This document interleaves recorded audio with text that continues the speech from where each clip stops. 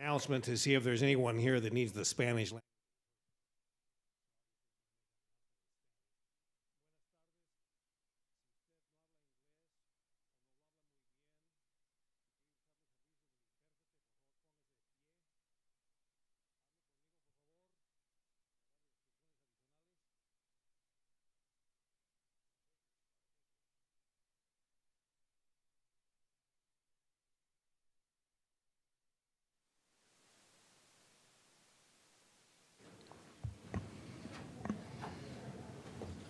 Away we go.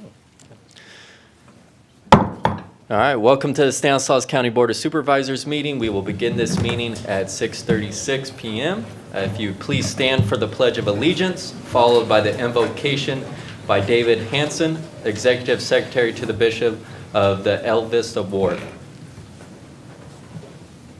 I pledge allegiance to the flag of the United States of America and to the republic for which it stands, one nation, under God, indivisible, with liberty and justice for all.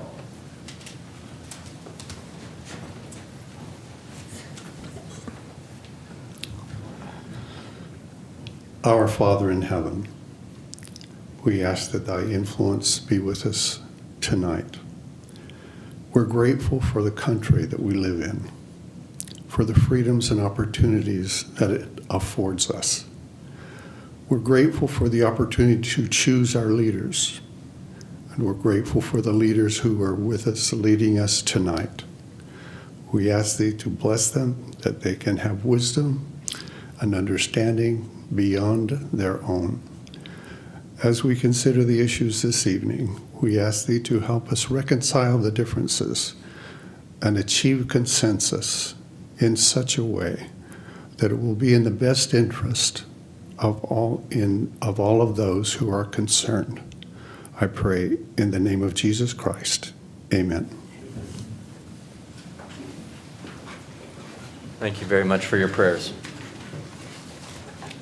All right, we will be moving on to a presentation from the Second Harvest of the Greater Valley. We have Ms. Jessica Vaughn, Director in Development and Communications. Jessica, and I was happy to take a tour of Second Harvest not too long ago, and they do phenomenal work for our entire Central Valley. So Jessica, it's an honor to have you here this evening. Thank you, Chairman. We're honored to be here. As he mentioned, my name is Jessica Vaughn. I am the interim CEO of Second Harvest of the Greater Valley. I also have Kirsten Salas with me, who is our Director of Strategy and Partnerships. Many people don't realize that Second Harvest of the Greater Valley is actually a distribution hub that serves an 8-county territory of San Joaquin, including San Joaquin, Stanislaus County, and 6 additional counties in the foothill area. The way that we work is that we secure both monetary and food donations in one centralized location.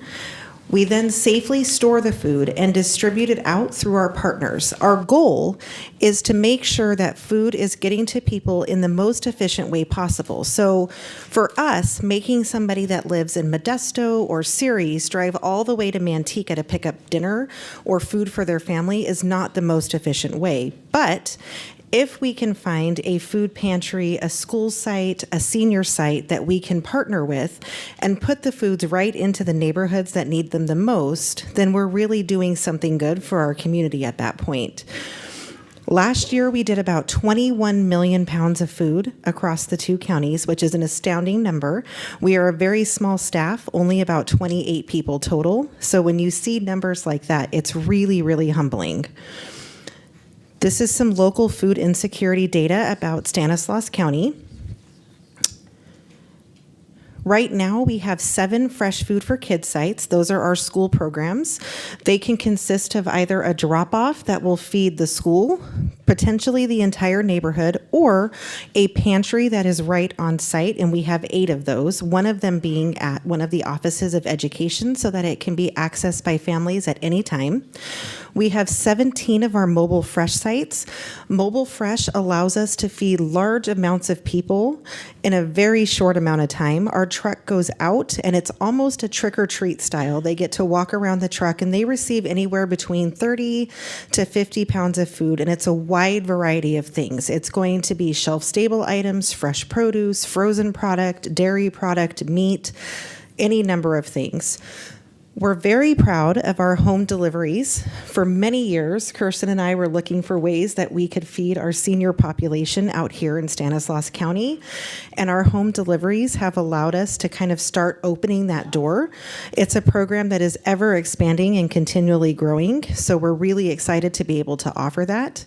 We have 40 food pantry sites, many of whom you guys should already be familiar with, places like The House, Big Valley. Big Valley. We also have something new, which are healthcare pantries. Would you like to talk a little bit about those? So we just recently partnered with Golden Valley Health Centers, and we opened a healthcare pantry. They actually have an empty pharmacy that we use as a food pharmacy. The doctor writes a prescription for food, and then they go to the pharmacy to actually pick up the bag of food.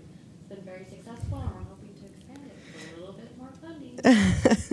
That was a need that we were seeing constantly, especially during COVID and now beyond, where medically fragile patients did not have access to the food that they needed when they needed it. So again, looking at ways to really break down the access barrier that people have when they are trying to get to the food services that they so desperately need. So we were receiving telephone calls from doctors, from nurses, from social workers, trying to connect their patients with food. And there is a direct correlation between what people are eating and how their health is, and we would love to be a part of that solution. You can see here that we do quite a large number of people. Our Mobile Fresh program alone serves roughly 4,118 people per month. Our children's program is at about 1,800. Over 1 million pounds of food and 700 and what is that last one? Is that healthcare pantry? Our healthcare pantry right now has done about 768,000 pounds of food, and it's a very new program. So that should tell you right there what the need is, especially in that population. For contact information, you can always reach out to myself, and I do ask that you come in and take a tour with us. I think it was very eye-opening for Chairman Condit when he got to come in and walk the facility and kind of see where the food comes in, how it's distributed, how it is sorted. You can also reach directly out to Kirsten, who's our director over here of Strategy and Partnerships. Either one of us would love to answer additional questions for you, give you a tour, meet you at one of our program sites so that you can actually see what's happening right in your neighborhoods. Does anybody have any questions? Any board members have any questions or comments? Terry? First question, this is Vito's question, I'll do it for him, is how you guys are funded? We are funded through several different channels. Number one is going to be grants, obviously. That is our biggest funding source. And then number two is private donations from individuals just like you or myself that believe in our mission. Okay. Private or public? Yeah. Grants. I'm sorry. Private or public grants? We do a little bit of both, but most of them are private grants. We only, as far as I know, have 2 that are government funded, and they're CDBG grants from Lodi and Stockton. And what kind of what's your guys' budget look like? Annual We budget? are looking at a little over $5 million this year, but part of that is due to a grant that we received from CDSS. That would be another public grant, but roughly between $4.5 to $5.5 million a year. And I'm sorry, I wasn't. So you receive a lot of food. Yes. And is that included in that $5 million budget? A value No. placed on that? So that doesn't Our include- in-kind donations would actually bring that budget up much higher, and I'm sorry I didn't bring that number with okay. me. But yes, our in-kind donations are not included in that. That's great. You guys are doing the Lord's work. My dad used to work at the Catholic Food Bank up in Sacramento Food Bank. Did the exact same type of thing, and it's just I know a very rewarding work what you guys are doing, and we very much appreciate it. And again, it's the Lord's work. Thank you guys for what you do. Thank you. We're very humbled to be able to do this job. We appreciate you greatly. Thank you Thank for you. everything you do. You're welcome. Thank you. All right. Moving on to public comment. Public comment is a time for those in attendance to speak on items not related to the agenda. Please state your name for the record, direct all comments towards the dais, and so that it's fair for every speaker, please keep your comments to the 5-minute time limit. I do have a couple comment cards. Our first comment card is from our Parks and Recreation Director, Tara Chumley. Tara, good evening. Thank you for being here tonight. Good evening. Thank you. I wanted to share with everybody in the public that we are holding our second annual Community Dia de los Muertos celebration on Saturday, October 28th from 12 to 3 p.m. at Fairview Park. We have a trunk or treat, we have kids activities, dancing, contests, treat bags to the first 200 kids, and then we've also partnered with UC Davis Health Comprehensive Cancer Center this year, who will be doing some health screening at the event. So we really hope that you can come out and join us. Thank you. Awesome. Thank you so much. Our next comment card is for Frank Morales, Sr. Frank, good evening. Thank you for being here tonight. Yeah, my comment is that I did talk to the governor's office, the Congress here in Modesto, the board, the assembly here in Modesto, and actually you guys now. And I also talked to the commissioner, the ag commissioner. She actually going to go to my house on Tuesday. I have an appointment with her at my house. My problem is the almond growers with all the dust they're doing. There's equipment out there that is dust free. We're not in the 1970s. I don't know if you realize we're in 2023. So the problem that I got is I worked in construction for 40 years. Before you do a building, you have to do testing on the ground. These almond growers are used in pesticides and you name whatever they want to use, and then we're breathing it. I got a neighbor that's annoying that sweeps the almonds at 1:30 in the morning till 3:30 in the morning, and then he sweeps the same ones, comes back later at 4:30 in the morning till 7 in the morning, then he comes back the next day, 4 days in a row, does the same rows in front of my house and covers all my cars, my house, and everything. My fence is a wrought iron fence, 550 feet, cost me $34,000. It was black, now it's brown. Okay, I'm breathing this stuff. We don't know if there's natural asbestos out there. I talked to everybody you could think of, from even to the air quality in San Joaquin. You know the problem I got? Everybody points the finger at everybody else. So I'm here to see if you guys could do something about it. Bring these farmers up to date. You know, we do have equipment out there. Use it. The governor says we're, what do you call it? What's he say? We're environmental friendly. He wants us to get electric cars. He forgot about the farmers. Okay, I have a John Deere tractor, but I don't really use it. I use it maybe to disc, basically. But these guys are out there on Highway 132. They're going to cause an accident. I got a videotape of a farmer that he's driving down on 132 on Yosemite, 30 cars behind him, the whole machine's covering the whole road, people going around him. He's going to cause an accident. But you know what? When you tell CHP or you let everybody know, we're farmers, we're exempt. And I know some of you guys are farmers, and I'm sorry, but we need to bring them up to date. That's my comment. Okay. Thank you for your words tonight. All right, next speaker card is for Diane Cruzy. Diane, good evening. Thank you so much for being here. Yeah, my name is Diane Cruzy, as you just said, and I'm from Modesto. And my biggest reason is because this coming Friday, the city of Modesto, the city council, is going to have a very important special workshop at the Doubletree, Doubletree Central Plaza, and I have learned that it's at the Abor Theater. I think I'm saying that right. And it's from 9 a.m. till 12 noon, and it's regarding the homeless, which I know you guys are all familiar with.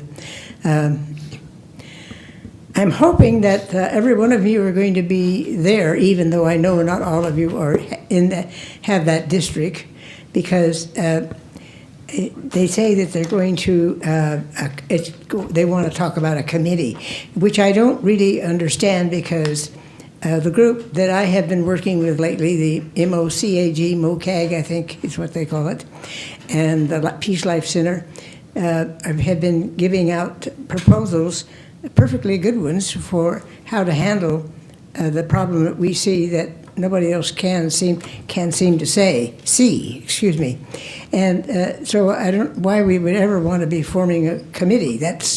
So I'm hoping that everybody's listening to me will come to that particular workshop downtown Modesto at 9 a.m. to 12 noon. And unfortunately, they only give you 3 minutes to talk. You folks do get 5. That's much better. You need to be talking to them and asking them, please, to let other people, because you can't say a whole lot in 3 minutes unless you stumble, which I do quite often. So I'm hoping everybody that's listening to will come there, because we want to make a safe camping, there's all kinds of names for it, safe sleeping, camping ground there. It's to provide homeless people, and instead of putting them into a house, which they haven't been near for an age, most of them, and this way they will be in a company of maybe 49 others, and they will have a permanent, it's a transitional place for tents on, let's say, it'll be on something that you won't get wet in, let's put it that way. And they'll have services, and then they can be vetted as to how good they would do within houses, and if they have a problem with mental illness, or if they have now also succumbed to alcohol. Because, when you're homeless, the stress on you is really extreme. I can't imagine not being able to go to sleep without worrying about somebody attacking me. And that's what happens to a lot of these folks. And that's the reason we want to do this. But they'll get services. They'll have the washing places, water, food, and there'll be medical checking on them. But most of all, we find out what condition they are before we put them into a house. Because a lot of these houses have to be rehabilitated after they're in there, because some of these folks really don't know how to live in a house anymore. And you have to find that out. Otherwise, you're wasting your money. $16 million for a traveler's hotel here in Modesto somewhere.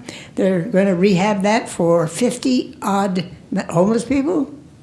And the Kansas Avenue Motel, they have put mentally ill people in there. And they're living right along children and other people that aren't homeless. They're living in a motel because they can't afford anything else. But those kind of things just should not be. And that's the reason I'm here. I want you gentlemen to be there, and especially those, if we are in, because this is a county-wide problem. Modesto's big, so we probably have the biggest problem. But then there's Turlock and Waterford and Hickman and Oakdale, and Houston, Denair. The list goes on. And so, if you can get it going in the big ones, then we could have little spots like this with 50 people in up here and then 50 in another place. We've learned from experience that more than 50, I guess I'm running out of time here, but more than 50 is not good, because then you can't really do a good job. And that's the main reason for doing this, is to do a good job and get people where they should be, instead of on the streets sleeping and being stressed out and traumatized and whatever else happens to you when you don't even know if you're going to get a meal the next day or that night. And thank you for listening, and I hope I see you there, because I'll be there. Thank you. Thank you for being here tonight. Our next speaker card is for Mr. Miguel Donoso. Miguel, good evening.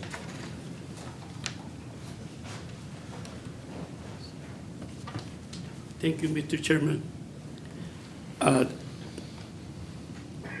You need to pass the information. In November 4, 2021, the lady from the EDD office in Seattle came to Modesto under the meeting of the Economic Development Strategic Plan.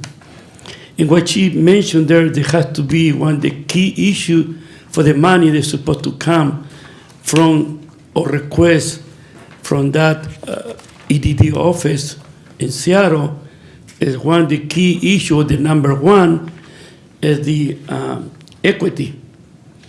And what happened in this county, we don't have that. Pretend that giving equity under the $107 million, only giving $6 million to two projects that's supposed to be helping the underserved communities and communities, poor communities in the community. But at the same time, of course, you're going to say, well, we already going to give $30 million, over $30 million for the streets improvements in the underserved community.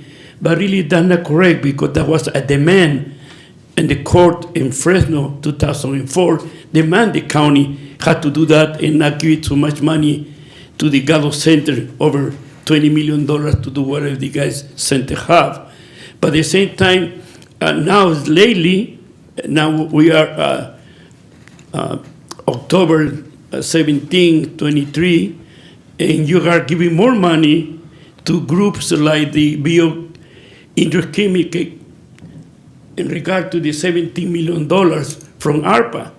At the same time, you're giving to the opportunity of Stanislaus $650,000 to work with that project of biochemic. At the same time, you're giving $1.6 million to the Stanislaus Community Foundation. And that not go directly to the underserved community, that go to the salary and whatever program you guys do, but not doing directly to underserved community. And that's not equity. At the same time, this county, when you're talking about good job, they're supposed to be in the 2030, the Mr. Hayes are proud to be the sponsor working in that with a lot of his own chief office, helping the Stanislaus Community Foundation. And they're not supposed to do that, but you guys doing that anyways. It's have a lot of conflict of interest in there. But at the same time, if the Hispanics were in March 2020 in the west side of Modesto, where 30% was infected with COVID-19, in June of 2020 to November was 70% the whole county, but the Mexican American and Latino were affected with COVID-19. So what you're talking to use the money of ARPA is not equity. It's not at all. At the same time, if the Hispanics and Latino in the community are 2 years behind reading and writing compared to the white students, what kind of job you're going to offer? In the page 25 of that report that I give it to you in regard to the Economic Development Strategic Committee, and the guys saying clear that the county have lack of skills and very poor in education. So when you're talking about the workforce development, that to pretend they helping the people, it's not. Because we don't have good jobs in here. And maybe in the future, 20, 30 years, but not going to be the Mexican American community. For sure, it's going to be the janitors or cleaning windows, everything, but not the quality for be the professionals under the chemical industry plant that Mr. Hayes is so proud to doing it. In the same time, a lot of people are suffering around the Cross Landing town. They don't have two good houses, drainage, the pipe is a big problem. At the same time, nobody working with a group. Thank you, Mr. Chairman. Thank you, Miguel. All right, next speaker card is from Mr. John Mataka. John, good evening. Good evening. Good evening, Board. You know, I just want to talk briefly, you know, it's almost cliche nowadays, and it has been for a long time, to talk about youth are our future. We got to really take care of our youth because, you know, they're the leaders of tomorrow and this and that. But a particular issue came up this week for me concerning youth, and I want to bring it to this board's attention. I got contacted by a resident in Turlock about a 14-year-old girl who got drunk and overdosed on opiates, and they had to Narcan her at the high school several times to bring her back. This young girl definitely has a drug and alcohol problem. She's 14 years old. She's a foster child because her dad is in prison and her mother is prostituting on the streets. Now, I tried to help this resident who called me to look for services for this young lady. It's evident, I worked many years in drug and alcohol, it's evident that this young lady needs some form of residential treatment. Problem is, there is no residential treatment in this county for adolescents, period. Now, if an adolescent has mental health issues, they can be sent out of the county to get those services because there is an adolescent mental health program here, inpatient, but not for drug and alcohol. That's a problem. Now, and then I also found out that the only place that would be willing to work with this young lady was Teen Challenge, because they have a adolescent girls program in Las Vegas. Yeah, Nevada, right? But there was a problem because she's a foster child to Stanislaus County. So that's an issue. So, and as far as outpatient drug and alcohol treatment for adolescents, the Center for Human Services provides groups one time a week for adolescents. Now, the years I worked with adults in drug and alcohol, outpatient one time a week, not enough. And that's with adults. So young people are even harder to work with. So as far as adolescents in this county goes, there's a big problem with drug and alcohol services, residential as well as outpatient. Now, I'm here to say that, I know that even if you started out with a 5-bed residential program, even if you contracted with somebody for a 5-bed residential program, there should be a program where young people in this county have an avenue to be referred to, even if you make it part Medi-Cal and part private insurance, however, or if you want to contract with somebody out of the county. But that service needs to be available to these young people, these adolescents in this county, both some form of residential treatment to some extent, and definitely more outpatient treatment. One time a week is not enough. Thank you. Thank you, John. All right, those are all the comment cards that I have. Is there anyone else in the public who'd like to comment? Okay, seeing none, we will go ahead and close the public comment period and move on to the consent calendar. I do have one item that Terry would like to pull or comment on. Terry would like to comment on B2 of the consent calendar. And I think, does anyone else have any comments on any other consent calendar items? Okay, seeing none, we'll open up to the public. Do any members of the public wish to comment on any items on consent? Okay, seeing none, we'll bring it back to the board for further action. Motion to approve everything besides B2. Second. Okay, we have a motion by Supervisor Chiesa and a second by Supervisor Graywall. All those in favor? Aye. All those opposed? All right, passes unanimously 5-0. All right, item B2, Terry? Just really quick, and not that I'm not going to support this, but I just want to point this out because it kind of leads to my argument I'm going to make later on tonight. This item deals with the revised community benefit contribution program, and there's a statement in here in the staff report that says staff is recommending donated funds be used to support Stanislaus County departments providing substance use education, prevention, and treatment services. So I just think it's ironic, just the hypocrisy in this, that we're taxing, we're allowing the cannabis to happen in our community. We're taxing it then, and then we're going to try to use the money to try to stop individuals, the youth that John was just talking about there, from using it and trying to educate them to not use these facilities. It's just amazing that we're doing that. And anyway, we can go ahead and do it. I just want to point out that as we move forward, because we've got another item coming later tonight, and this just, like I said, leads to my argument here. So, okay, with that being said, if there's no sorry, I'll let you run the meeting. Cheers. No, you're fine. All right, Terry, thank you. Any board members wish to comment further on item B2? Okay, we will open it up to the public. Do any members of the public wish to comment on item B2? Okay, seeing none, we'll bring it back to the board for action. Motion to approve B2. Second.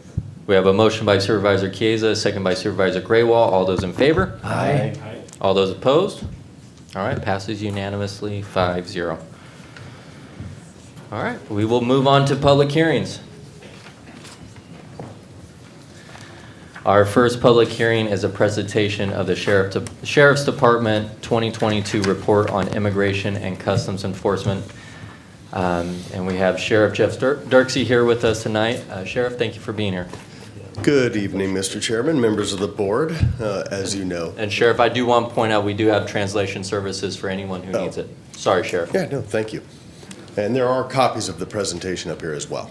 Thank you. Up on the front desk here.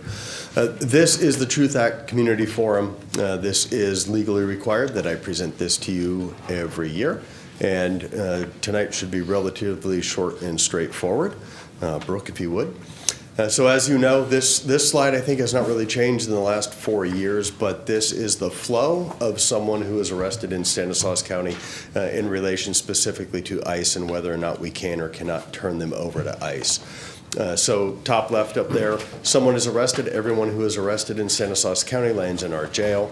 That person who's arrested, the arrestee comes in, and if they have a prior conviction from a previous charge that meets the criteria under SB 54, Senate Bill 54, we can place a detainer. Now, for that criteria to be met, they must have a conviction under one of two categories of either violent or serious offenses. They're all felonies.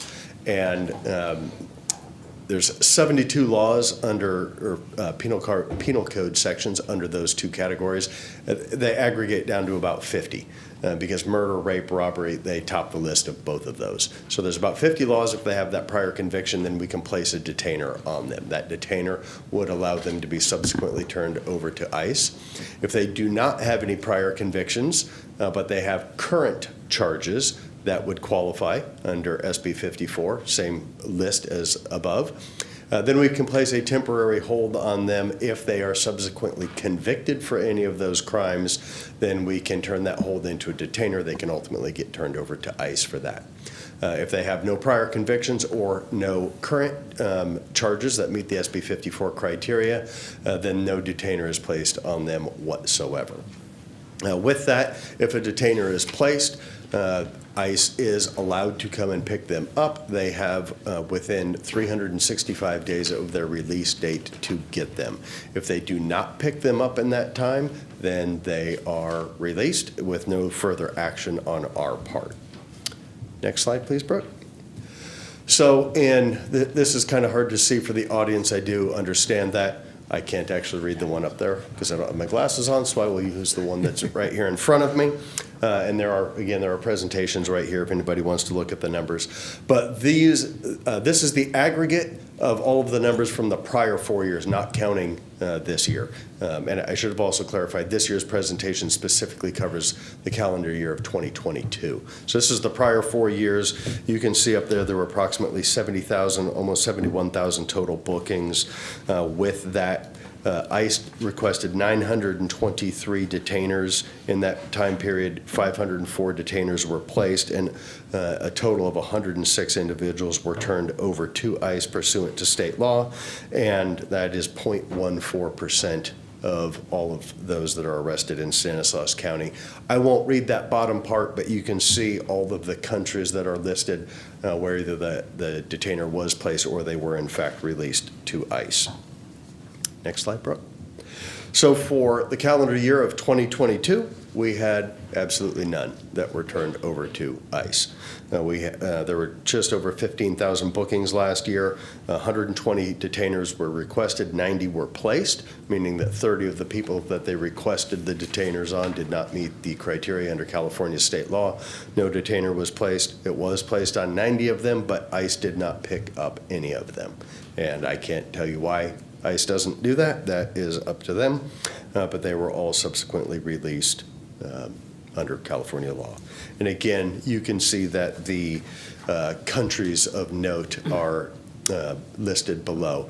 One thing that I do find interesting, and I was at State Sheriff's last week, and the border and some of the security issues there were a topic of conversation, but Customs and Border Patrol, CBP, did a presentation, and they said that currently, let me back up. Locally, we often think of this immigration issue either specifically related to Mexican immigrants or, generally speaking, folks of Hispanic origin. But that is not the case currently. They say only about 25% of all of the immigrants that are coming over the southern border, specifically in kind of the California zone, only about 25% of them are of Hispanic origin. The rest are from other countries, China, India. Uzbekistan was a common one that is popular right now, and then other countries really from around the world. So it is not limited to anyone of Hispanic ethnicity. Next question there, Brooke, or next slide, please. The crime categories, in previous years, we kind of did more of that Venn diagram, the pyramid-shaped thing. I'll be honest, the words didn't really line up right. It just didn't look that great. So we just listed out the 6 most common categories of those that were that the detainers were placed on and could have been turned over to ICE. And these are not in a specific order, and they are somewhat lumped together. So grand theft, that could be of property, that could be of an automobile. Crimes against persons, that could be any form of assault, domestic violence, whatnot. Drugs are reasonably self-explanatory. Weapons could be firearms or other felonious weapons. Crimes against children, again, fairly self-explanatory. And then other property crimes that don't fall into that grand theft category. And that, gentlemen, is the end of the presentation, pursuant to pursuant to any of your questions. So, Thank you, Sheriff. Any questions or comments? Terry? Jeff, are you still going out and, sorry, I don't know, Buck, where you going? Are you still going out and doing presentations yes. in the community? And I thank you for neglected to mention that I believe the first one is December 8th in Turlock. That's the correct date. It got moved, I think. It'll be December 8th in Turlock is the first one that is currently scheduled. And I know normally we've tried to do one kind of in every supervisorial district. Supervisors district. So, yeah, we can certainly work with you or staff on getting those scheduled. Okay. So, and I know we've done Turlock, I know we've done West Modesto, South Mo. Yeah, I think. South Mo. Yep, maybe 2 years ago. And I think we did one in the airport district as well, if I'm not mistaken. So we are, and we've also done one previously out in Waterford. So, on that side. So yeah, we do try to get around, and I'm glad you did bring that up too, because with this can be a fairly hot topic, and a board meeting like this, given the Brown Act and the speaking limitations and the ability to engage, this is not necessarily the best venue for that, so we are happy to do this. Once in COVID, we actually did it on Facebook Live and was not well attended, but we did it anyway. Well, we appreciate you being proactive and accessible to the community. Since there's no further questions from the board, I do have a comment card from Mr. John X. Mataka, who would like to comment on this item.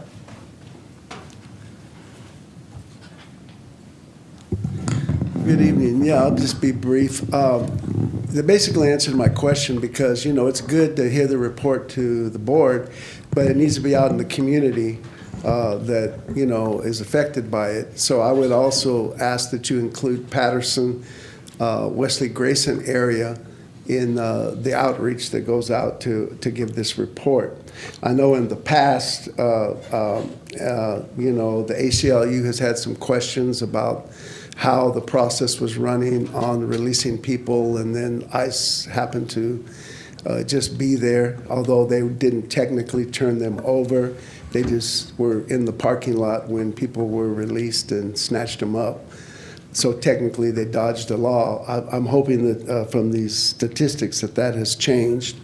It was in their report. But yeah, I'd just like to see going out to the areas. And I think another area that the outreach should be is around the Crow's Landing Road area over there, right there by the jail, that area. Thank you. Mm-hmm. Thank you, John. Any other public comments? Mr. Donoso? Yeah, Mr. Chairman. I think what the sheriff doing in the same time to bring the interpreters is excellent. The problem is not too many monolingual people coming to this board. So I think we need to do a better outreach job in regard to make the presentation of the sheriff that's so important. In regard to the Crow Landing, it's perfect because the Crow Landing is one of the highest concentration of the Latinos area. And I think the Charter for area school sería perfect, or the Bret Hart school sería excellent. At the same time, in the Turlock area, I think is more to the area where the high concentration of minorities are, not only in the area, because we have a Syrian, we have a Portuguese, a lot of people are immigrants in the area. And the second part is the need to do better outreach. That way the people can come here and to express what the problem is, because many times the people is afraid to come here and to be afraid of the sheriff department or the way they were treated before, the police department. They why don't come here.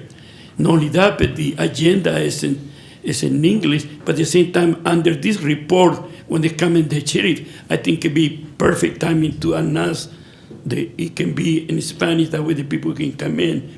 But at the same time, working with the different groups in the community, like Concilio and the Latino Roundtable, that way you can spread the information that the sheriff is going to do the report. Because it's very important, especially now that you're going to see more people from different countries going to immigrate in the United States, specifically California. So thank you very much. Thank you, Miguel. Now, any other questions from the public, and then we'll bring it back to the board?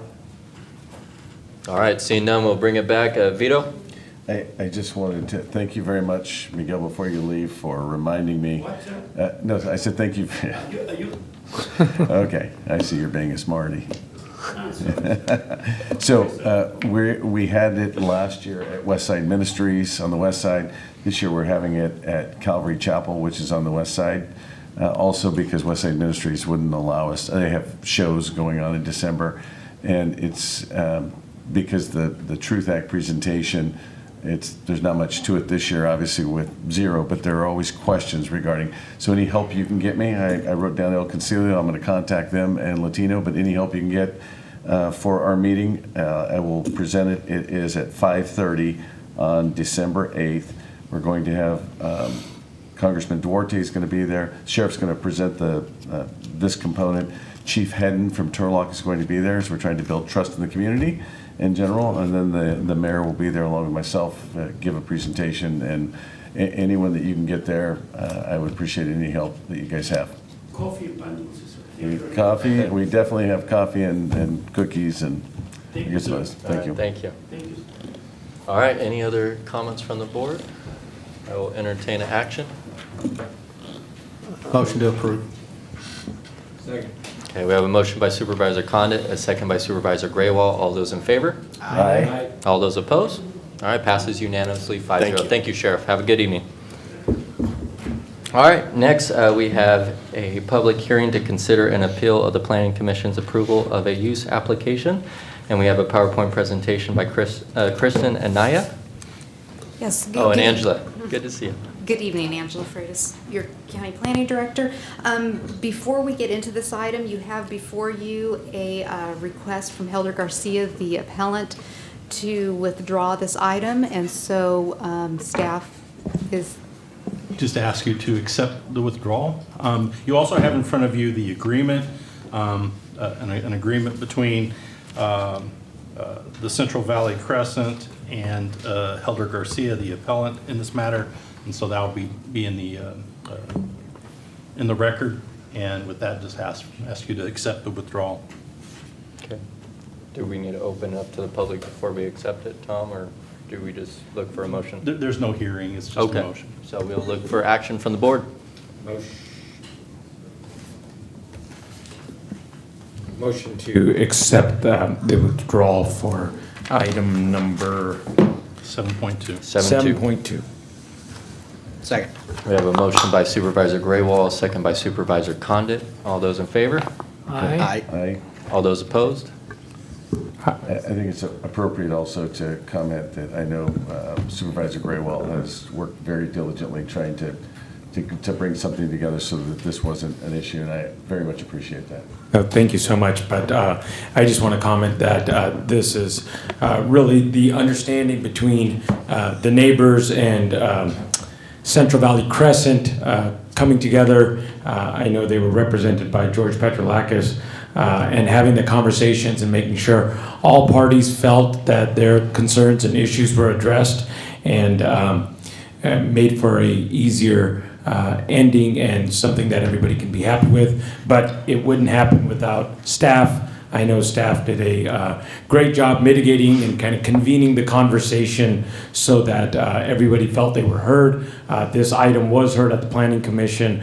Planning Commission approved it, but then later when the appeal came, I think Angela and her team worked with the applicant and their team and worked on this kind of happy medium, compromise, negotiation, and in the words of the pastor that said the prayer today, that everybody that is represented all end well, and I think this one ended well. So, thank you. And Wonderful. thank you, Great staff. work, Manny. Great work, staff. So we have 5-0 unanimous.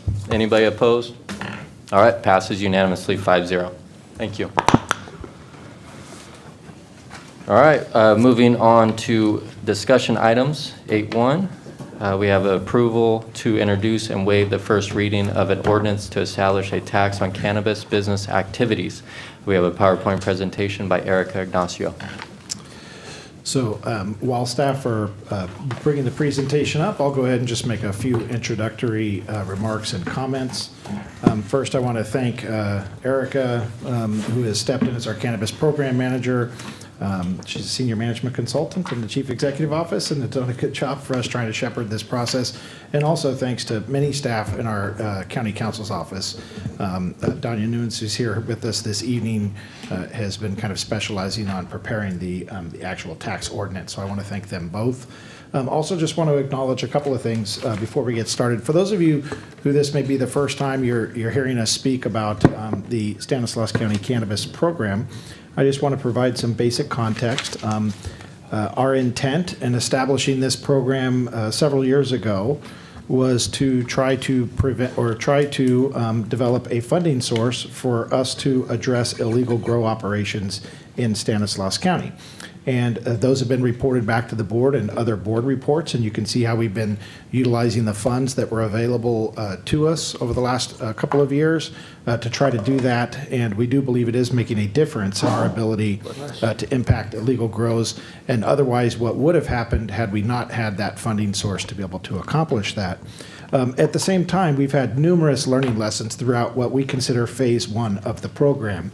This was all new to us. We were trying to benchmark off of other jurisdictions in terms of how to design the program. Our program is currently designed off the use of development agreements, not off the use of taxes. And you kind of have a mixed bag out there in other jurisdictions. However, most larger jurisdictions are using a tax-based system to avoid the administrative complexities as well as restrictions of a development agreement-based system, which is what we currently operate off of. Certainly, if you pay attention to the board's calendar, you've noticed that we've had countless hearings and matters come before this board to ensure that we're administering those development agreements appropriately in to support this cannabis industry in Stanislaus County. Phase one has been a challenge. I just want to acknowledge that. It's been difficult to get through and to make sure that operators are being treated consistently. It's been difficult to allocate the amount of staff time that's necessary for us to support the industry in the ways that they've required support, and also occurred during a very difficult time across the entire community for COVID-19. So that's literally when we were trying to bring this industry up to speed, was at the time that we were also trying to respond to that emergency response, and obviously a very difficult venture. We take all of those learning lessons and we build them into what we call our plan for phase two of the cannabis program here in Stanislaus County. and you can expect numerous adjustments to our recommendations in Phase 2. We have lots and lots of learning lessons, and we intend to build those into our recommendations before the board. And one of those first ones is consideration of transitioning our program to a tax-based system versus a development agreement-based system. I think it's important to note that although there will be modifications and changes for some operators as you go from this development agreement-based system into a tax-based system, one of the things that we've noted in the first phase of the program is that you do have inequities amongst the operators, depending upon, particularly amongst cultivators, depending upon what their licenses are, what they're actually growing, and how their business is built out. You can have much, much different outcomes in terms of what the financial requirements are for different cultivators within the local, within our current system. You also have differences between the retailers as well, but some of the more significant equity issues we found are between cultivators when you're comparing what the current system provides for them. This is our best attempt to try to bring a more equitable system amongst all of the operators. And I think it's really important for everybody to just hear that right up front. This is absolutely our best attempt. Today we're introducing those recommendations and a recommended ordinance for the board's consideration.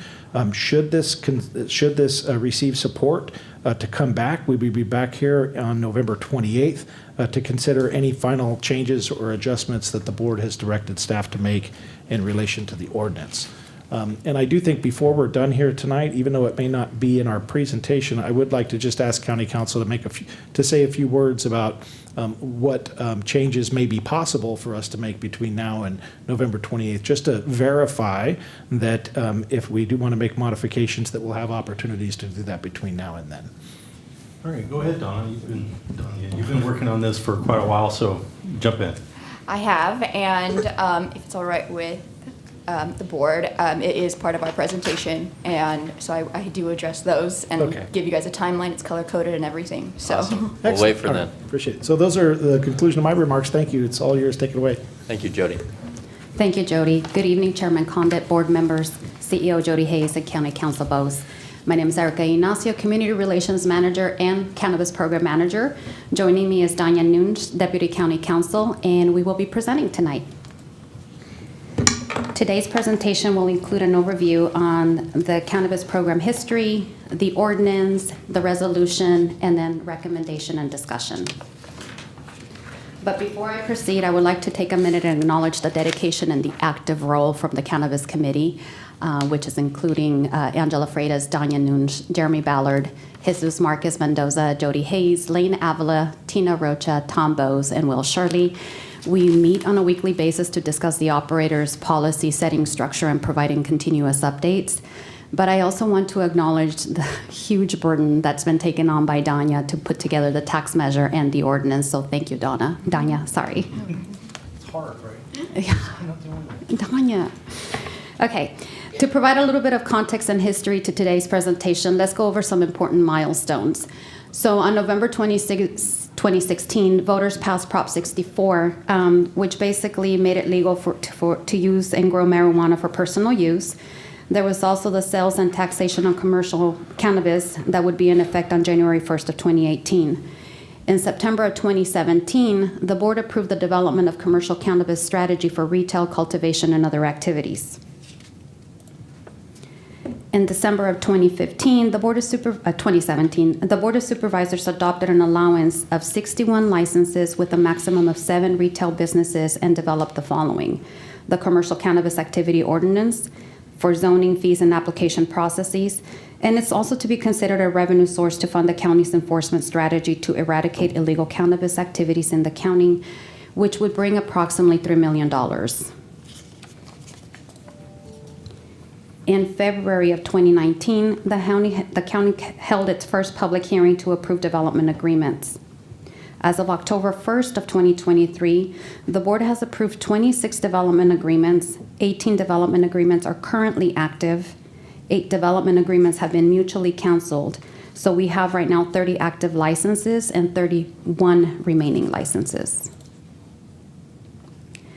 The development agreement had 2 components: the community benefit rate fee, which is the fee that funds the program and enforcement activities, and the community benefit contribution, which allowed the industry to give back to the community.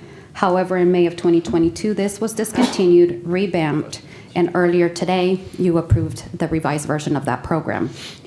I will now pass the presentation over to Danya so that she can provide information on the ordinance and the tax measure. Thank you. Here is a color-coded ordinance timeline and the most important dates. What's not on this timeline is a little section right before today, which is October 17th, 2023, where we also included having an industry stakeholder meeting where the CEOs and county council proposed what our big changes were to the industry. So I thought that was very helpful and informative. And we are here today on October 17th to consider the adoption of the ordinance. This is considered the first reading. Essentially what we're asking today is for you to receive the draft resolution for adoption to place this proposed tax, and it would be for March 5th, 2024. Now the next number or date that you see is November 28th, 2023. Now what's important is what happens in between October 17th to November 28th, and that is that the Board of Supervisors is giving ample time to allow for meaningful public participation and testimony from operators as well as the benefiting citizens to provide input on the proposed tax and the benefits of the proposed tax as it applies to the community at large. November 28th would be that public hearing, which is the place for public testimony, and in between those two dates, we are able to incorporate any other changes or modifications that the board requests and desires to see. So on November 28th, 2023, that would be the adoption of the ordinance, consider the second reading and public hearing. And a resolution to place the proposed tax is when you guys would sign and vote the 4/5 vote to make that onto the March 5th, 2024 ballot. And then in July, should that pass, in March, July 2024 is where this matter may be in front of you again, where you would essentially vote on the initial rates that you have before you today. So an overview of this ordinance is that it authorizes the board to set a tax on cannabis businesses. This tax is a general tax. It is to be only imposed on the unincorporated areas of the county. Those are the businesses outside of the city limits. So this tax is not applicable to businesses within city limits. This is subject to voter approval, and it's majority, so it's 50% plus 1. This general tax must be used for general government purposes, and it's not to be imposed solely for specific purposes. This proposed tax establishes a maximum rate for each cannabis business activity, including nursery, cultivation, manufacturing, retail, distribution, and testing. This allows the Board of Supervisors also the discretion to set rates within this maximum range, which you will see in a minute. And just a preview, it's 8%. We can go back. It would be discretion to set these rates as deemed necessary by the board through resolution. This allows the county to tax cannabis business activities based on the percentage of gross receipts. And the way we have proposed this tax is that it also gives you just the flexibility to not only set the initial rates, but also to modify within going forward. And a large portion of this could also go towards taxing the illegal and or unpermitted cannabis activities. It would provide law enforcement an additional tool to go after the illegal cannabis activities. This proposed tax would reduce the administrative burden on both operators and county by saving time and expenses that are currently associated with these development agreements and that process.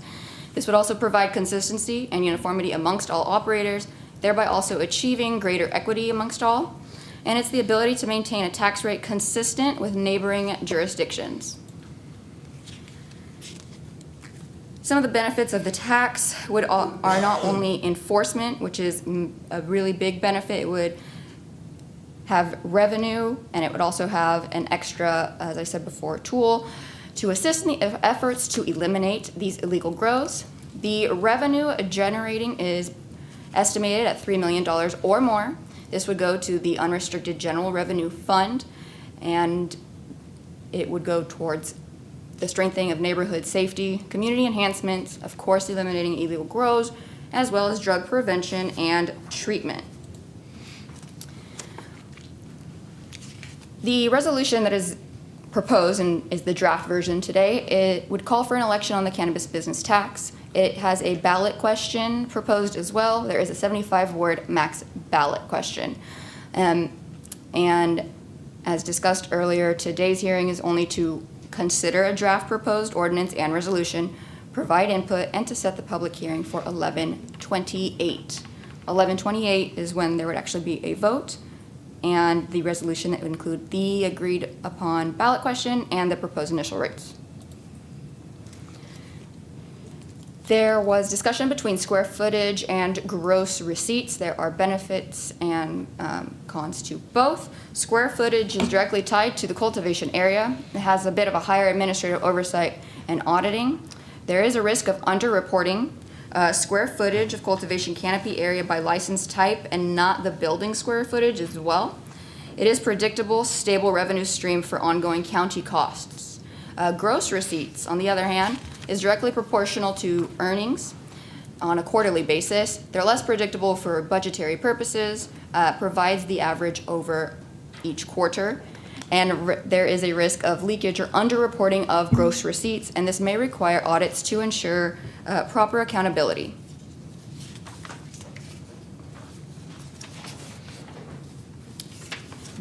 These are the proposed rates. As you can see, the license type on the first column. The second column is the maximum proposed rate of 8% of gross receipts. And the last column is the proposed initial rates. Retail is the proposed rate of 8% of gross receipts, with the remaining license types at 2.5% of gross receipts.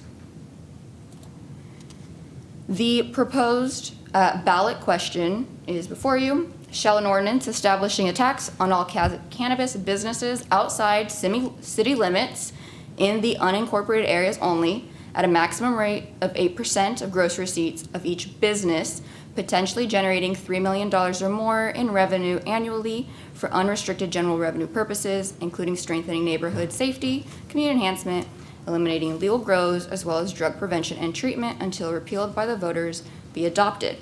I would also like to note that the estimate for this election is between $453,000 to $855,000.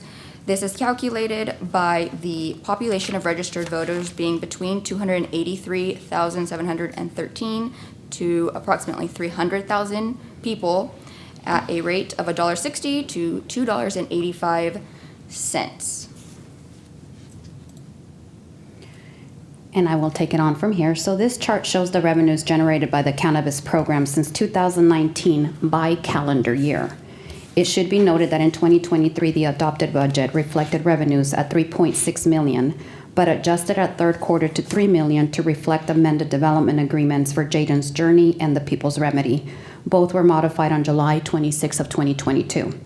We do have other development agreements that are pending. As of October 1st, 2023, we have collected $2.1 million and have $635,000 in past due balances and are still projecting to collect approximately $3 million. If the measure moves forward, we have done some preliminary calculations and could expect to collect approximately $3 million to $3.2 million. Please note that expenses are budgeted at $4.4 million. The projected revenues are just that, projections. This evening, we have 3 staff recommendations, and I will read each one of them out loud to make sure that everything is captured correctly. Introduce and waive the first reading of an ordinance adding Chapter 4.75 to Title 4 of the Stanislaus County Code that would, upon approval of the majority of the voters, establish a tax on cannabis business activities in the unincorporated areas. Consider a proposed resolution that calls and orders an election to present to the voters of the county a proposed ordinance establishing a tax on cannabis business activities in the unincorporated areas, including initial activity rates and ordering consolidation of said election with the general election to be held on March 5th of 2024, and to set a public hearing on November 28th, 2023 at 9 a.m. meeting. And this concludes our presentation. We would be happy to address any questions that you may have. All right, Erica and Danya, thank you so much for your presentation, all your hard work on this. Do any board members have any questions or comments at this time? No? Okay, we will. Bug, go ahead. Yeah, thank you, Mr. Chairman. Erica, Danya, thank you for your presentation and all the briefings that we've had. I want to go back to the benefits of a tax. Taxes, illegal and/or unpermitted cannabis activities. Why can't we do that now? Can you explain that? Well, we can't do that now because we don't have the law. Right. This would provide the county that authority and the law and the application to do so. Which is another tool in our tool belt to be able to stop illegal grows. Yes. Okay. Okay. All right, any other questions or comment before we open up to the public? Okay, we will open up to public. I do want to acknowledge we received a written comment, and Zachary Dravon is actually here, who submitted the written comment, so we'll go ahead and ask him to come up and speak. Zach, good evening. Thank you for being here tonight. Good evening, Chairman Covenant, members of the board, Mr. Hayes, Mr. Bose. Thank you for the opportunity to be heard. Zach Dravon here on behalf of several local operators who've expressed serious concerns on several accounts with respect to the proposed draft tax structure before you. Our goals are the same as the county's: establishing a responsible and sustainable legal cannabis market, eliminating the unregulated black market, and generating revenue for ourselves and the county. And we're hopeful that you will consider our feedback and that we may be able to work collaboratively to support a measure that is both fair and pragmatic for the county as well as for the operators.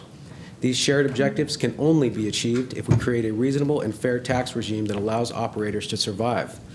While we do not necessarily oppose a cannabis tax instead of the county's current framework, we have several concerns.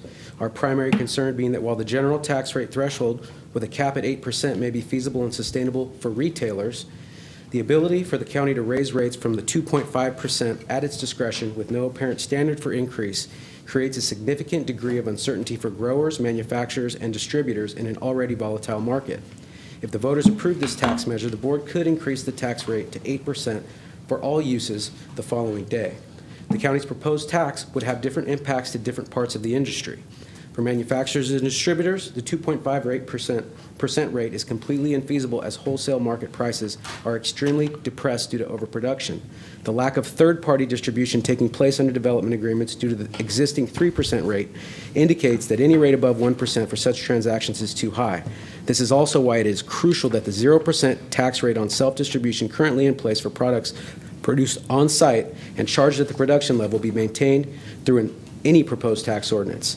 The ability of operators to source, convert, and resell products obtained from and sold to third parties is already hindered by low margins and high overhead costs. A 3% tax on this activity cuts so deeply into the margins that there is no profit to be made, eliminating the incentive to do business in the county. For cannabis growers, the initial proposed 2.5% tax rate may be workable for some. However, there is significant concern about any future increases. Any increase beyond the initial proposed tax rate would make it almost impossible to continue cultivation operations in the county. Given that the county could significantly raise the rate at any time at its discretion, it will hamper the ability of growers to engage in long-term planning and secure financing with no predictability that their tax rate will remain stable.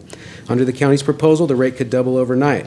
It is not possible to hire additional employees or finance expensive facility upgrades, improvements, or real estate purchases when faced with that uncertainty. For cannabis retailers, while the levy on gross receipts restricts our ability to identify and itemize this tax as a cost for our customers, an 8% rate on actual gross sales is preferable to maintaining the mandatory minimum payments currently in place under our DAs, which is an improvement to the status quo. Therefore, retailers may be in support of the tax proposal with some modest changes to how the tax is calculated. The legal cannabis industry still faces existential threats to its survival. Market prices for wholesale cannabis are still at historic lows, and the industry faces well-known challenges in both securing traditional financing and dealing with federal tax law. If the county imposes unsustainable tax rates, the result will be collapse of the county's legal cannabis industry, which will be replaced by the very black market that the county aims to eliminate through funding from regulated operations.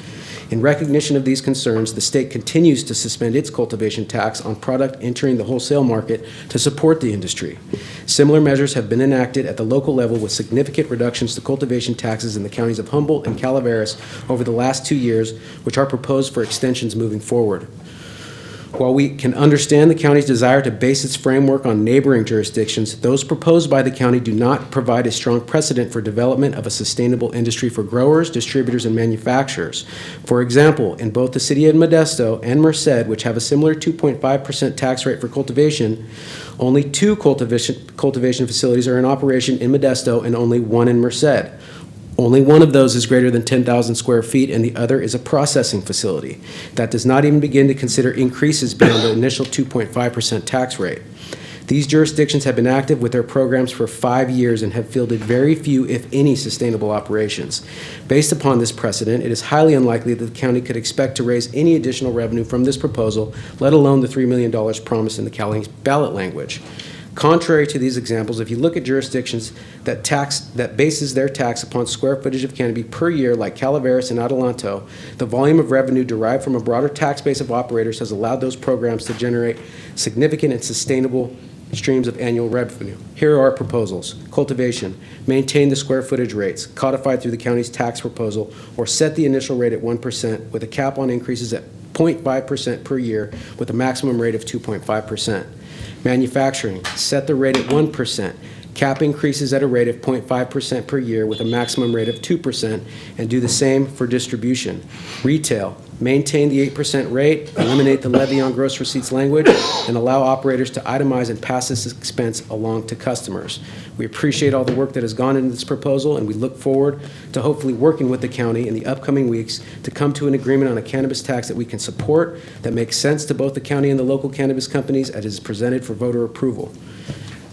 I appreciate the opportunity. I know I went a little over my time.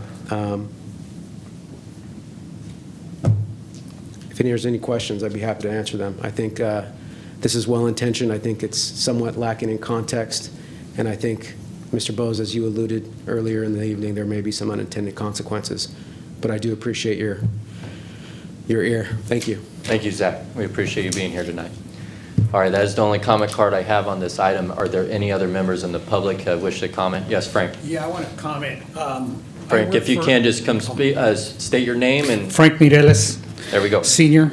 I worked for an electrical contractor for 31 years, and that's where I retired from.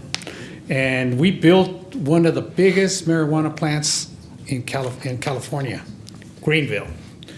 2 greenhouses the size of a football field with a 3-story building for medical. You know who owns it? State of California, right? So why don't you guys get into business and start making some money? You know, if the state's doing it, why ain't Stanislaus County doing it? You know, I know because I was with the company I work for. I was the assistant manager, and I used to send guys to go work out there. And we had a prototype in our yard that we would bring our lights down to see how long it takes the plants to grow. Also, who's going to regulate it? Is it going to be ag department? The agriculture department is going to regulate the industry, or somebody else is? And who else is going to be in charge of the chemicals? Because when you do, on that facility that we built, they had tanks of chemicals. So they always had an MSDS sheet. Who's going to be checking and regulating these companies that are growing marijuana? Somebody needs to be appointed to that department. I just want to know who. You know, that way if I have a complaint, I know who to go to. Thank you. Good points, Frank. Thank you. Any other comments from the public on this item? Okay, seeing none, we'll close public comment and bring it back to the board for further comments, questions, or action. Vito? So on Zach's letter that you sent us, a couple of things I think that I would tell county council to look at: the proposed revisions on cultivation, manufacturing, distribution. I think those are reasonable. Again, I have to sit and work through the numbers on that. I'm still struggling with the understanding that the retail maintain the current rate of 8% tax and eliminate the levy on gross receipts language, and how that might work. And again, Tom, I don't know if you've looked into that at all. But that's the one that's not computing. The other ones seem fairly reasonable. Yeah. We would have to look at the proposal for retail. I believe the language with respect to the 5% increase per year, that's rather standard language. We can include that if you're interested in doing that, if the board is interested in doing that. So our time frame. Tell me the time frame again, Danya. I'm sorry. Well, we're here on October 17th. We have until November 28th, which is the next meeting, and it is going to be called a public hearing in which you have until that date. How many meetings do we have between now and then? That's a better question. Several weeks. Several weeks. To provide any input. Okay. We got our work cut out for us, so there we go. Okay. Anyone else got any questions, comments? Terry? Yeah, I'm gonna, unless anybody else has anything they want to say. Anybody else? Okay, go ahead, Terry. Okay, thanks, Chance. Thank you, Danya and Erica, for your work on this. I know a lot of time for everybody's involved. So I just want to say, I'm going to, and I've said this before, but I'm going to tap out on cannabis here. If I go back and look at one vote in the almost 13 years I've been doing this, this is probably one that I regret. And first, I respect my fellow supervisors and all their opinions on this, and it's all over the place. We've all got different thoughts and know that this is the cards we're dealt with. But and I know, and Jody, you said that our intent, we talked about our intent in phase one, and then we're going to move and I know we had good intentions, but the road to hell is paved with good intentions, as they say. And nobody's fault here. Just trying to figure out. I know when we first agreed to do this, it was all about, well, everybody else is doing it. It's legal in the state of California. The cities are going to do it, right? Most of the cities in our county are doing this. Have agreed to do this, and so if we don't, because we had that option to be a dry county, that was our decision to make, and we said, well, why be a dry county? Because all the cities are going to be doing it. It's just not going to. What difference would it make? But for me personally, it probably should have been the thing we did at that point. As I go back and look at this, and I look at it from a couple different perspectives, and I know Mark's out there. Mark's a buddy. I like Mark, so I don't want you to take offense to this at all, because I know you're an operator and a good operator. I know that, and so but I'm just come to this point where I can't continue to support this.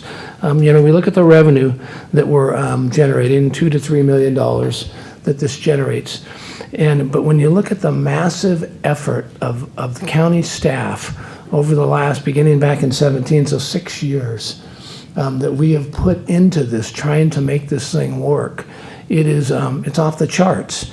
How much time and effort we've done to try to make this work, and for the sake of raising $2 to $3 million. I know if we got a number from staff. I asked to give me a number. In the last 12 months, just in the last 12 months here, we've spent about 7,500 staff hours, and that's just a ballpark number. It's not exact, but about 7,500 hours of our staff time. That equates to 2,080 hours. Sorry, here goes the accountant in me, but 2,080 hours in a year of work. That equates to almost 4 full-time positions in the last 12 months, working on cannabis to try to make this thing work and figure out a way for the sake of $2 to $3 million in revenue. It's crazy, and that equates to, I don't know, $400,000 to $500,000 fully burdened in as far as staff time to do something like that, which is crazy. In the business world, we would abandon this. In my life, as in my own firm that I own and all the clients that I represent, we would have abandoned this as a loser and moved on to something else to make more money, to generate more income. And that's exactly what I think. If we could take just this last year, forget the 6 years of I don't know how many hours that we put in it, but just this last year, if we could have dedicated that 7,500 hours full-time, of maybe 4 full-time positions, to obtaining additional grants, providing additional services to people in this community, we would have accomplished a lot more than $2 to $3 million of revenue to help go out and shut down the illegal grows. And I get that with the illegal grows, and I would never say that we're going to stop shutting down our illegal grows. I mean, our enforcement of going after those illegal grows. we'll figure out another way. If it was up to me, we'd figure out another way to fund that. And if we had to do it, we'd do it out of general fund if we were to shut this thing down. But yeah, so it's not about wanting to, I get it. We need this money because this money we're using towards our enforcement and shutting down these illegal grows. We'll find the money somewhere else. And we'll dedicate the staff that we've been using to try to make this thing work towards doing unbelievable other stuff that we could, that would get us so much better return than what we're doing right now. And like I said, in the business world, we would have walked away from this a long time ago and said, this isn't working, it's not worth the time and effort we're putting into it based on the income that it's generating. We'll figure out something else. And I just think that it's, it's bad policy. I mean, that's why I wanted to make a point of that, that fund that we had early on in the consent item. Here we are, figuring out a way to tax now. We're going to have this tax over and above the development agreements, changed the way we've done it in the past, our phase 2 here. And then we take this money and then we try to convince kids to not smoke pot, to not go to these establishments, so that they won't end up with issues down the road. We know how much more potent this stuff is than it used to be, and a lot of this we've learned. We didn't know all this 6 years ago, I would say, and a lot of this we've learned so much over the last 6 years in trying to make this program work. But I've got a client that's a psychiatrist, actually contracts through DBHC. And we had our annual meeting the other day. He's a doctor, and the first thing he talked to me about was the unbelievable increase in psychosis that he's seen in his patients as a result of cannabis use, and it's all about the potency of this stuff. And so not only do I think this is bad policy, now we're doubling down on it, or we're going to go to phase 2. Instead of admitting that maybe this isn't working and let's move on and maybe become a drive county. And then I know we're back to that argument of, okay, these cities are going to continue to do it, but that doesn't mean it's right, and it doesn't mean they're right. And when I look at these cities, a lot of them have become very dependent on this revenue for their general fund, right? To fund, and basically these cities to fund their fire and their police. And what are these fire and police doing all day? They're going out and dealing with individuals that have drug problems that probably maybe started initially, these young kids, with cannabis. And they're out there, I have a friend whose son, a friend I've known since first grade, his son just left the fire department. He was over in the Bay Area in the fire department because all he did every day was go out and with Narcan, just hitting the same guys with Narcan every day, trying to save their lives as they're dealing with all these issues, these drug issues that are going on. So the cities say, oh, we need this money to pay for our police and fire. Well, your police and fire would have so much less to do if we didn't have the drug and alcohol problems that we're dealing with right now, and the mental health issues, the psychosis that comes along with the marijuana. And it isn't just marijuana; it's drug and alcohol. I get it. So anyway, I don't buy the argument that the cities need it. They're creating the problem, and then they haven't figured out a way to fund it, and then try to service the problem. So, and that's where the majority of their budgets are for police and fire. And you would ask any of them that they deal with this every day, all day long, individuals that have addictions as a result of this stuff. So, and again, when I met the other day, it just kind of just sank in with this doctor who's just dealing with this all the time. So, and then the other thing is that this election is going to cost us between $450,000 to $800,000, I think is the latest estimate, just for us to do this election, to try to see if this works here in phase 2. So anyway, all that being said, I am done with cannabis. I regret that decision. At the time, I thought it was a good one, and I respect everybody else's opinion. I'm not, but I think that this county, this state, would be a much better place if we had not approved this as voters. I know I didn't. I'm sure most of us up here didn't vote for this thing, and now we're dealing with the ramifications, and it is taking time away. We have great staff and great people, and it's taking them away from the job that they can do so well to make this a better community. And it's just a crime to the extent that we're continuing to do that. So I'm not going to support this. And I, like I said, if it was up to me, we would bring this back before the board at some point as far as trying to become a dry county again. But I know that's probably not going to happen. But again, I'm tapping out on cannabis. I regret the original vote, and we'll see where this goes. So thank you guys for listening. Thank you for letting me vent here. Thank you, Terry, and I know we all respect your opinion on this issue, and, you know, my opinion would probably be in contrast of yours, and I would be more in line with Supervisor Chiesa in trying to make this the best we possibly can for the industry and for the business which is here, and we want to make sure that they're successful and try to make this the best option for all parties involved. So with that being said, are there any other comments or questions from board members? Okay, we should probably do a roll call vote. Okay. Okay, we'll do a motion first and then move on to roll call. So I will entertain a motion. So with that motion, again, I still think we have some work to do and take a look at that, but I'll go ahead and move this as is stated with more work to come. Yes. And that would be presented prior to the November 28th meeting? Yeah. We can come back prior to the November 28th meeting with proposed amendments, if you'd like that. So then so today's would just be the discussion and not the first reading, and the first reading would be the amendments made next time? No, we would need to do the first reading now and then come back with some proposed amendments. Go tell us how this works. You're so deep into it. Yes. Let me just help a little bit. So today what we're asking is that you just accepted that we proposed one to you. So you would need to accept that so that you could make the changes to the draft. And then from now until through November 28th meeting, any input or anything that would be done would be then presented at the November 28th meeting. It can only be that meeting for statutory reasons. That has to be a public meeting. It has to be within a certain amount of time that we gave out the notification of publication also. And also, edits can be made on the dais as well on November 28th. I want to make sure that's very clear also. But this will be an ongoing conversation until the 28th. Right now, we just needed to see the appetite of the board, whether we do proceed forward or not. Yes, if you would just like to continue on. Okay. Jody, would you like to add anything? As we do with many of our policy issues that come before the board, we will definitely conduct follow-up briefings with each board member and reflect on our process this evening. Okay. Well, with that being said, we will go back to entertaining a motion. Okay. Or, I'm sorry, Jody. I just want to clarify, the motion is to approve the 3 staff recommendations with no amendments. Is that correct? Mm-hmm. That would be our recommendation. Okay, so we had a first motion.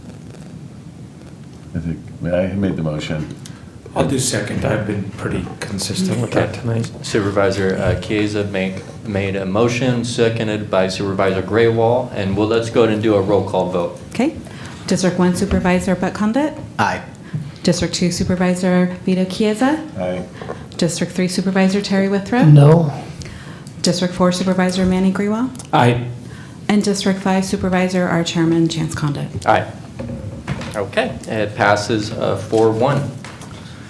All right, thank you very much, and we will definitely continue this conversation. All right, correspondence. This board has received the correspondence and claims as noted on the agenda. Acknowledge receipt of correspondence and refer as recommended on the agenda. All right, moving on to Board of Supervisor reports. Do any board members have anything to report tonight? Harvest is going poorly. I just wanted to commend 2 of my volunteers, Harman Chahal and Armand Desai.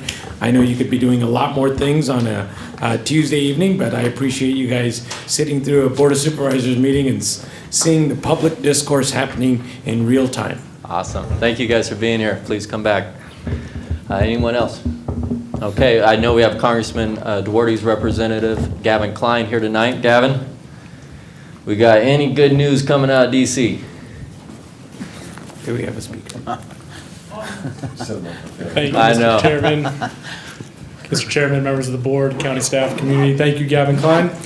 Just a quick update from our office, from Congressman Duarte's office. Congressman Duarte is continuing to advocate for California 13 congressional district priorities. Congressman Duarte is committed to working tirelessly to pass fiscally responsible budget bills. Congressman Duarte wants to get the American people's business done, conduct legislation on behalf of the people, and move our country forward. And then from past this weekend, Congressman Duarte had the opportunity to join the Stanislaus Miracle League. It was a great event for their final game, and I want to thank everybody. The Congressman wants to thank all those involved to make this event happen. Congressman Duarte was also able to join the Turlock Fire Department Station 31 open house over the weekend. It was a great family fun event for Fire Prevention Week, and Congressman Duarte wants to thank the brave men and women who serve us in the community. And I also want to, it was great to join Supervisor Graywall and Condit today at the Oregon Park ribbon cutting celebration. It's great to see those improvements for the community, and it was an honor to be there with you all. Thank you all for your time. Hey, thank you, Gavin. Thank you for always being here. We really appreciate your presence. All right, moving on to Legislative Fiscal Management Report, CEO Hayes.